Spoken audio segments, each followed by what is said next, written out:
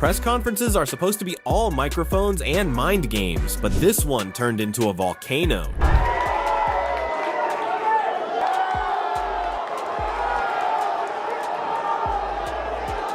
It reminds me of like one of those budget YouTube hood movies where someone just talks about their whole life and what they've come from and talking as if they're from one of the ghettos in Iraq or Africa or somewhere like that. But you know, he's got a sob story, he's running by it, and that's what makes him feel better, so we respect it.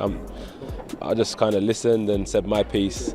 And you said to him, what have you done? Tell us what you've done. Because as I said, like, you line up all the heavyweights, he was just talking about, oh, he's this, he's that, he's that. I said, but why are you worrying about what someone else has done? What have you done as a fighter to kind of boost your ego up? But he couldn't answer it because he ain't fought no one like us. Jake Paul played his usual role, grinning, poking, pushing the line, until Anthony Joshua stood up like a man who's had enough of internet energy and disrespect. In a flash, AJ was in his face, angry, locked in, reminding Jake that this isn't a prank channel, this is heavyweight business.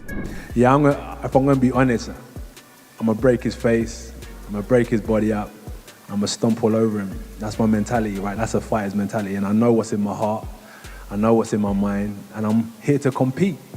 I'm here to prove myself that I'm the better fighter, so I'm looking forward to it, and I'll do that until I finish fighting, no matter who it is. Don't matter, we're gonna fight now, we're gonna fight tomorrow. He snapped, and the room suddenly felt way too small for two egos this big. Security jumped in, voices rose, and cameras shook as the crowd roared like they just witnessed round 0 of the main event. One thing became crystal clear in that moment. Jake Paul might have thought this was another marketing win, but AJ just turned it into a real fight, the kind where feelings get bruised long before faces do. Look, Netflix have spent a lot of money, MVP have spent a lot of money, and Jake would look like a plonker if he pulled out the fight now after giving it the big one. And he knows that, and this fight's happening, you know, and that they, you know, they think, look, one thing I'll say is this, if there was ever a good time to fight Anthony Joshua, it's probably now, right? Coming out of what will be 14 months of inactivity. By the way, he's also been in training camp for 4 weeks or 5 weeks, the time comes around. He's having to make weight. Maybe the confidence isn't where it has been in his career. So yeah, you can start dressing it up. Sliding right out of all the press conference chaos and straight into Teddy Atlas territory, we're suddenly sitting at the boxing family dinner table while Uncle Teddy pours hot truth on the mashed potatoes. And listen, when a legend like Teddy starts saying, hey, don't be shocked if Jake Paul actually has a chance, you almost choke on your drink. It's a choice of where people want to go to watch. It's still their choice. Before we look at all the reasons why Joshua should smash him, he's a pro fighter, 2-time Olympian, 2-time heavyweight champ, you know, bigger, stronger, you know, highest level of fighting at this weight class.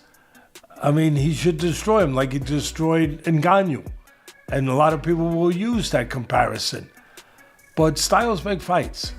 And Jake Paul's not going to fight him the way Ngannou fought him.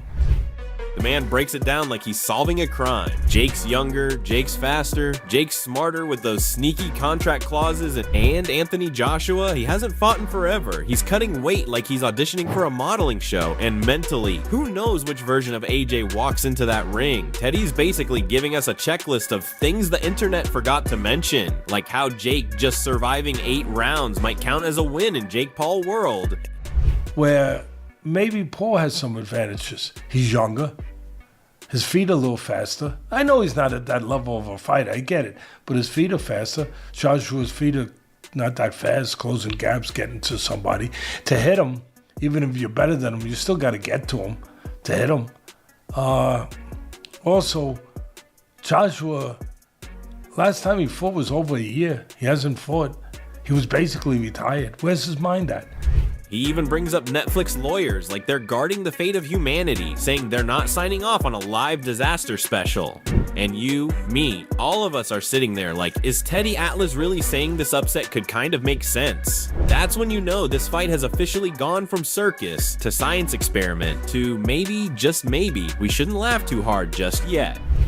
I'm just putting it out there that before you just say, yeah, it's gotta be Joshua, don't discount how smart Mr. Paul has been so far.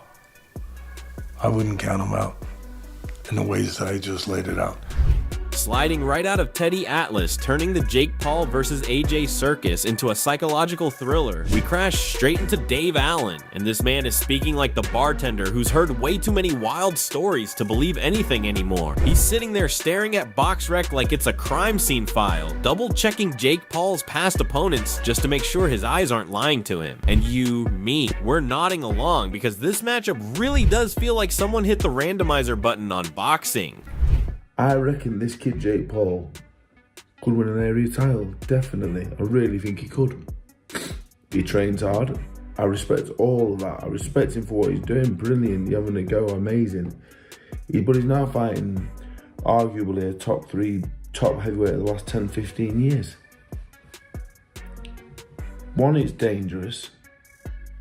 We're talking like it's a real fight. The whole thing I've been doing right now is based on it's a real fight. They're both going to try and flatten each other. Dave starts listing Jake's resume like a roast menu.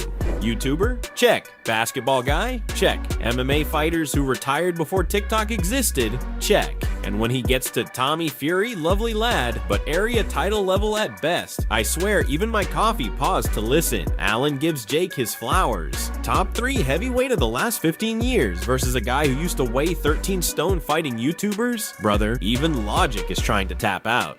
And then Dave Allen does what every honest boxing brain eventually does. He says the quiet part loud. This is dangerous. Not funny, dangerous. Heavyweight sleep mode dangerous. It's dangerous. He's not a heavyweight, he's a cruiserweight, if that. Turned pro at 13-2. And he wasn't a kid, he was 23 years of age. He wasn't a kid, he's not grown into heavyweight. He boxed us 5 months ago at 14-3.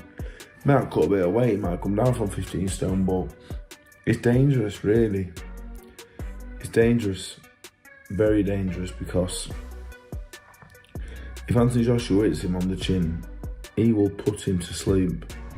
The moment AJ lands clean, Jake might start wondering why the world suddenly has 2 moons. And Dave isn't being hateful. He literally hopes AJ knocks Jake down clean, Jake gets up at 10, everyone collects their mountain of money, and we all move on without a hospital visit. But he also hits us with the nightmare scenario. What if AJ actually hurts him? What happens to the sanctioning, the promoters, the whole sport? And as he's saying all this, we're sitting here with that same nervous grin because yeah, it's all fun and memes until a heavyweight cannonball touches a cruiserweight jaw. Dave wraps it up perfectly. He'll watch it the same way you watch a circus stunt that looks entertaining but might end with paramedic.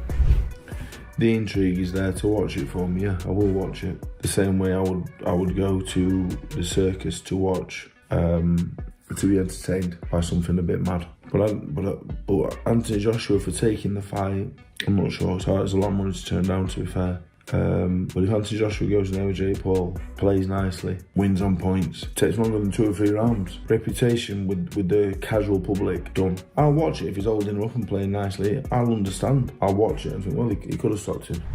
Sliding out of Dave Allen, breaking down the AJ versus Jake circus like a man reviewing a theme park safety manual. We land straight into Steve Gefford, the guy who's been inside the Jake Paul camp, eating jabs for breakfast and watching this madness unfold up close. And Steve sounds like that one friend who says, yeah bro, it's crazy, but hear me out. While holding a parachute, he's telling us Jake's mentality is the real wild card. The dude genuinely believes he can beat Anthony Joshua, and honestly, that kind of stubborn confidence is half the reason this fight even exists. Steve's basically saying Jake has been dying to show levels, to prove he's more than the YouTuber with the right hand, but business politics kept giving him ex-NBA players and semi-retired MMA guys.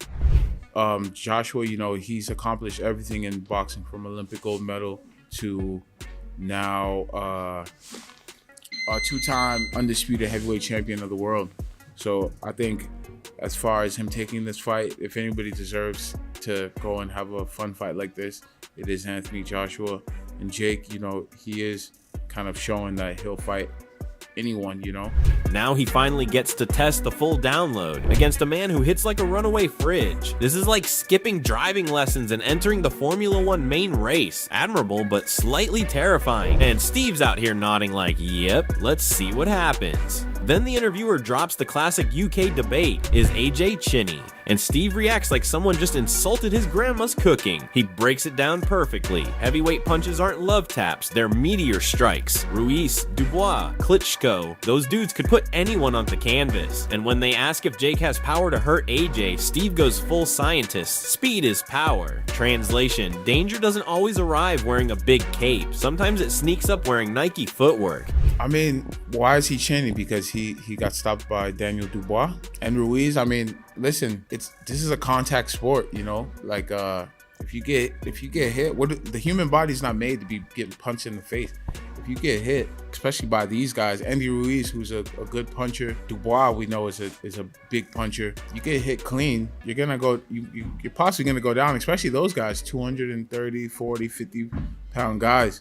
You know, he says Jake is quick, sharp, unpredictable, but he also admits Joshua isn't coming to play patty cake. The man's preparing for Tyson Fury next, and Jake is trying to crash that party like a wildcard villain. So the question isn't can Jake land, it's will he survive what lands back? And that suspense is exactly why you and I are counting the days like kids waiting for a roller coaster to drop. This whole AJ versus Jake Paul saga is part blockbuster, part science experiment. Joshua turned the press conference into round zero. He's training like a king, sharpening his crown, and Jake is out here rewriting the script with wild confidence and heavyweight sparring partners. Teddy Atlas is warning us not to ignore the sneaky variables. Dave Allen is calling it entertaining but genuinely dangerous, and Steve Gaffrard is saying mentality plus speed might make this way crazier than people think. We'll see, you know, but I would imagine he's gonna come. He's gonna be on his P's and Q's.